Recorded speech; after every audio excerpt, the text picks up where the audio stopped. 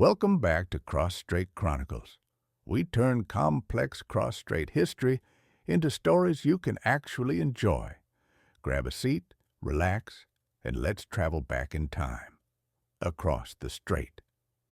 Last time, we talked about Empress Dowager Cixi. Was she a villain, a survivor, or something in between? We saw a court trapped between foreign pressure, internal decay, and impossible choices. Reforms came late. Mistakes came fast. And the Qing Empire entered the 1890s weaker than it looked. Which brings us to today's story. Because in 1894, Qing China didn't lose to Britain. It didn't lose to France. It lost to Japan. And that shocked everyone.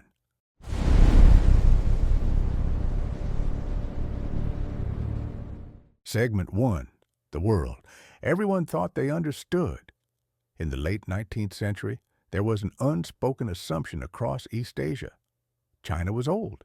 China was big. China was slow. Japan was small. Japan was learning. Japan was supposed to be behind. For centuries, Japan had borrowed from China, writing, philosophy, government systems. Confucius went east. Characters went east. Culture went east. So when tensions rose in Korea in the 1890s, most observers assumed, if a war breaks out, China will win.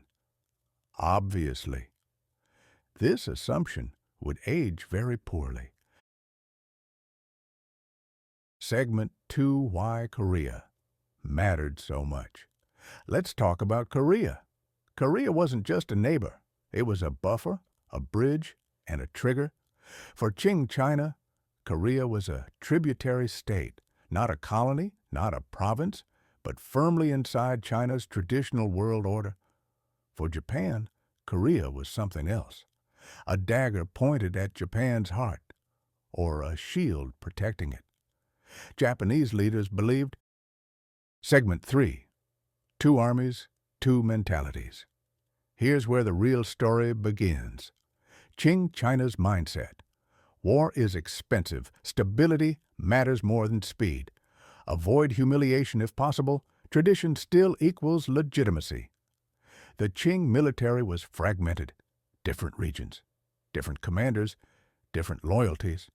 Modern weapons existed, on paper. But training, coordination, accountability? Let's say those were optional. Japan's mindset. Total war readiness. Centralized command. Modern logistics, national survival mentality. Japan had just gone through the Meiji Restoration. They studied Western militaries obsessively, German drills, British navies, French law. They didn't just buy technology. They rebuilt institutions. This difference would decide everything. Segment 4. The war begins and goes wrong immediately. The war officially began in July 1894, and almost immediately, Qing ships were slower. Qing troops were poorly supplied. Commanders disagreed constantly. Some Qing soldiers had rifles without ammunition. Others had ammunition without rifles. Meanwhile, Japanese forces moved fast, coordinated tightly, and communicated clearly. Within months, Korea was effectively lost. Key naval battles were disasters. Morale collapsed. The Qing-Beiyang fleet, once Asia's pride, was destroyed. Not because the ships were worse, but because the system behind them was. Segment 5. The shock heard across Asia. When news spread that Japan was winning, reactions ranged from disbelief to panic. China wasn't just losing a war. It was losing an idea. The idea that age equals wisdom, size equals strength, civilization guarantees dominance. Japan winning meant something terrifying. Modernization worked. Half measures didn't. For Chinese intellectuals, this was existential. If Japan can do this, why can't we? Or worse, what if we can't anymore? Segment 6. The Treaty of Shimonoseki, a national trauma. In 1895, Qing China surrendered.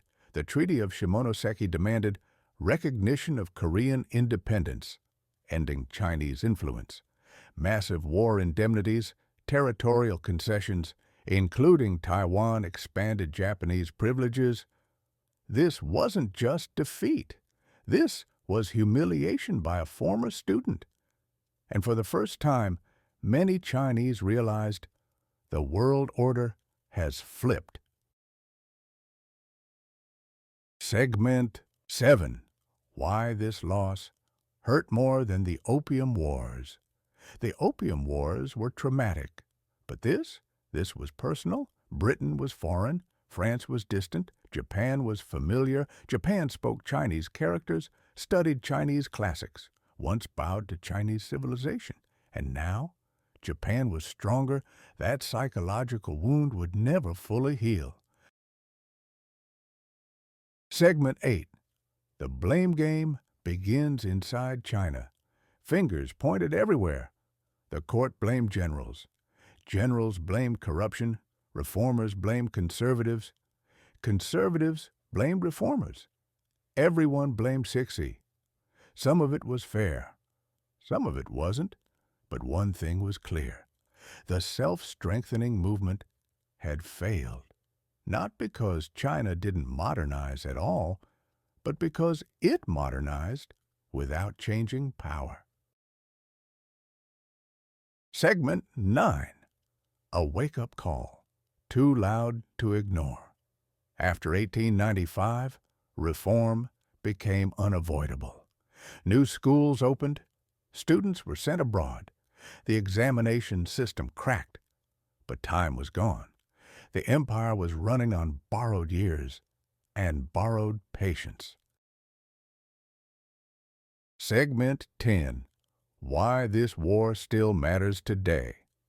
The First Sino-Japanese War reshaped East Asia. It set the stage for the fall of the Qing Chinese nationalism, Japanese imperial confidence, future wars far more devastating. This wasn't just history. This was the beginning of the modern regional order, one built on trauma, memory, and unresolved questions. The Sino-Japanese War of 1894 wasn't just a military defeat. It was the moment Qing China realized tradition alone could not save it. Partial reform was not enough, and the world would not wait. Japan didn't win because it was Japanese. It won because it rebuilt itself completely. China didn't lose because it was Chinese. It lost because it tried to change tools without changing power. Here's a question for you. If you were a Qing official in 1895, what would you have changed first? The military, the government, or the education system? Drop your thoughts in the comments. I really want to hear them. If this video helped make Cross-Strait history a little less confusing, consider giving it a like and subscribing. History is complicated, but learning it doesn't have to be. Next episode, we'll look at what happened after this defeat, how reform turned into revolution, and why the Qing dynasty had only one ending left. I'll see you in the next episode.